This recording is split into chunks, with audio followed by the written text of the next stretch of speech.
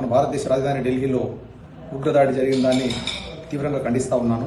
ఇది పూర్తిగా కేంద్ర ప్రభుత్వ భద్రతా వైఫల్యంగా పరిగణించాల్సిన అవసరం ఉన్నది.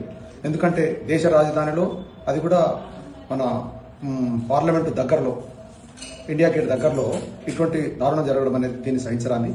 ఎందుకంటే ఇంత కట్టుదిట్టమైన భద్రతలో కూడా ఇస్లాం తీవ్రవాదులు దేశంలో అరాచకం సృష్టించడం కోసం అని చెప్పేసి ఏదైతే పన్నాగం పన్నుతున్నారో దీన్ని ఉపేక్షిస్తూ అట్లా వదిలిపెడితే దేశానికే కూడా ప్రమాదం జరిగే అవకాశం ఉన్నది.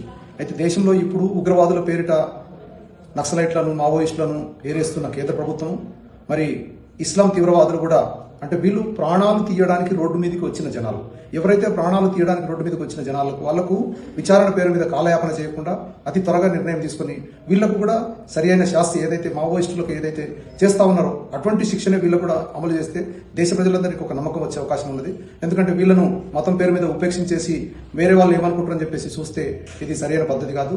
దీన్ని సభ్య సమాజం ఏనాటికి సహించదు. ప్రజలందరికీ నమ్మకం జరగాలంటే ఖచ్చితంగా ఉగ్రవాదులకు సరైన, అంటే వాళ్లకు ఉరిశిక్ష విధించడమో లేకుంటే వాళ్ళని ఏరి పారేయడం అనే కార్యక్రమాన్ని కేంద్ర రాష్ట్ర ప్రభుత్వాలు ఖచ్చితంగా తీసుకోవాలని చెప్పేసి డిమాండ్ చేస్తా ఉన్నాను. ఎందుకంటే యూజువల్లీ ఇటువంటి ఘటనల్లో సామాన్యుల ప్రాణాలు పోతా ఉంటాయి. ఎందుకంటే అగ్ర నాయకులు కావచ్చు, పాలకులు కావచ్చు, ఏ పార్టీకి సంబంధించిన వారైనా సరే వారు కట్టుదిట్టమైన భద్రతలో ఉంటారు. కానీ ప్రజలు మాత్రం రోడ్డు మీద ఈ ప్రభుత్వాలను నమ్ముకొని రోడ్డు మీదకి వస్తూ ఉంటారు.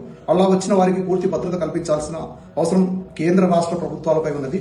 ఢిల్లీలో ఏదైతే మోడీ గారి ప్రభుత్వం ఉందో దీన్ని ఉపేక్షించవద్దని చెప్పేసి డిమాండ్ చేస్తున్నాను. నేను మీ doctor Lakavath Lakshminarayana Nayak, TPCC member.